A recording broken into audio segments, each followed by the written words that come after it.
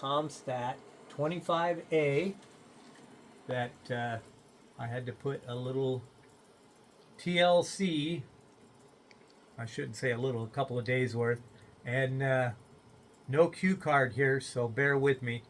And we thought we'd try a 1946 Kellogg Candlestick microphone from back in the old days, man. Kind of looks like the microphone or the head on the old Ma Bell telephones.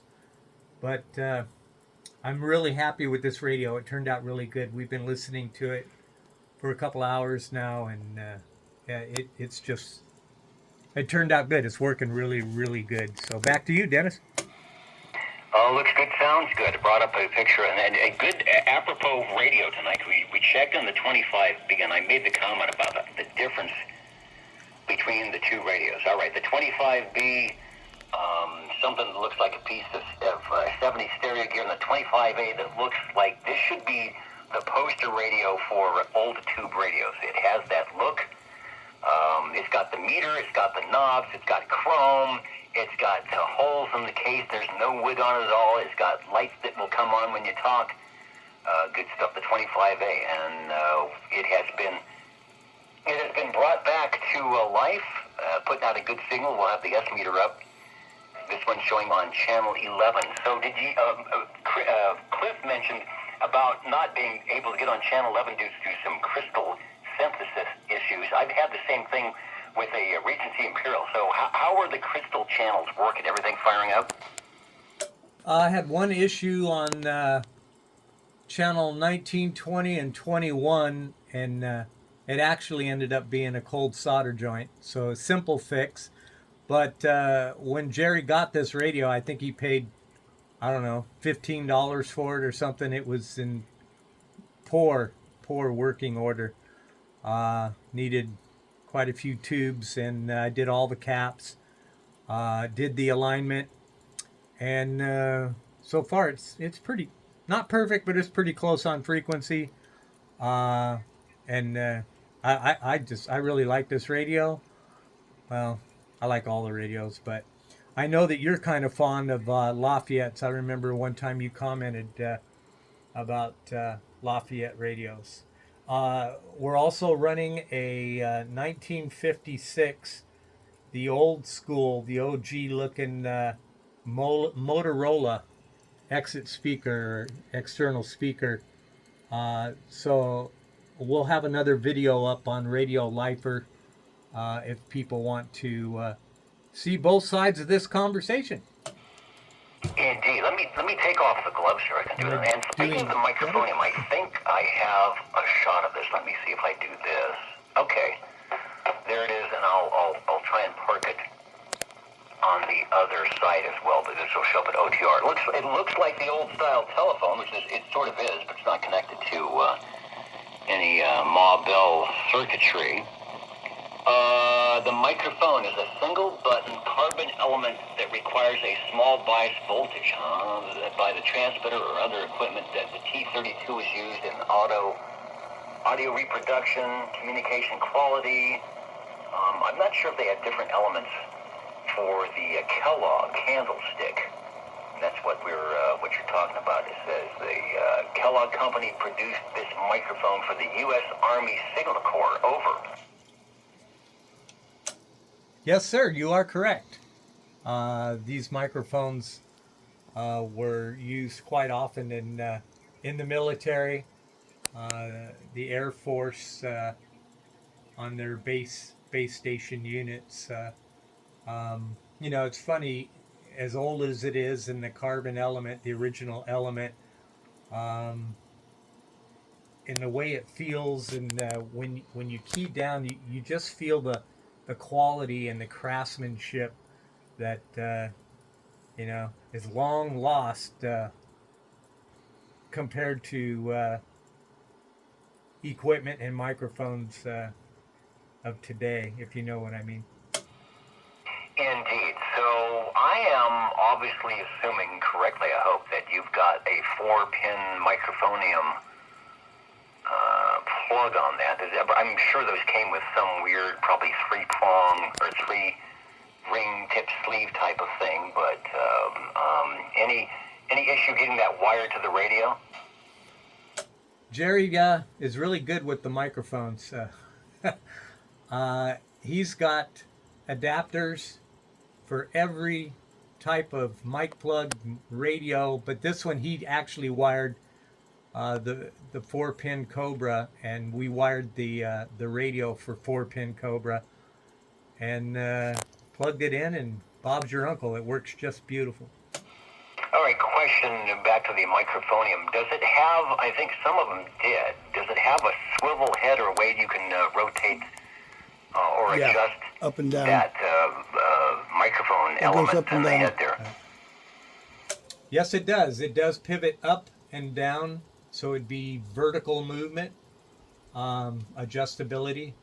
The Bakelite is just like the day it was made. You know, that's the amazing thing about Bakelite. As long as you didn't drop it or bang it on anything, Bakelite keeps its luster and is very durable and doesn't rot like plastic. So it's amazing, as old as this microphone is, and it's just working beautiful. All right, I got another picture here. It says the push-to-talk switch with the aid of a long rod by this lever to the switch coming down. So on the back of that, because I can hear it. I can hear it, blink. It makes when you do the push-to-talk.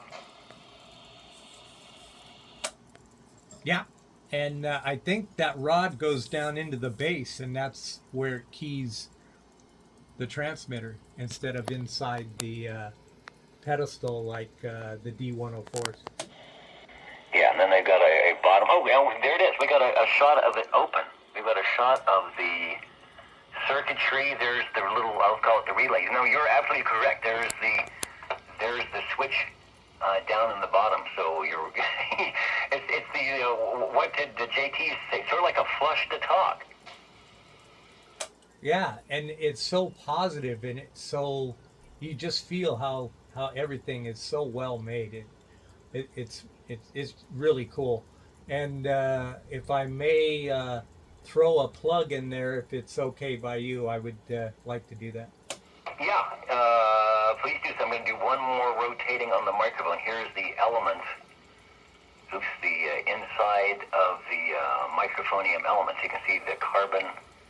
Am I looking the right one? No, it'd be this one right here. And the old, I don't know what they call it, the cloth-covered wire. Yeah, this is definitely 1940s. They don't make them like they used to. Go ahead with the plug. Over. Alrighty, I want to bring up Wagon Master 390 out there in Utah. A wonderful operator, amazing individual, very knowledgeable and intelligent. Has a great YouTube channel on Thursday nights, I believe at 8 o'clock. And he's always out there, saying how wonderful Old Tube Radio Network is, and complimenting us on trying to get the Radio Lifer site up and going that Jerry's worked very hard on, and he's done a really good job. So I just felt that we need to return the acknowledgement and the compliments of Mr. Wagon Master there. He's a really, really awesome individual. Agree with that. We will give the location and date for the video, the live stream that happens on Wednesdays.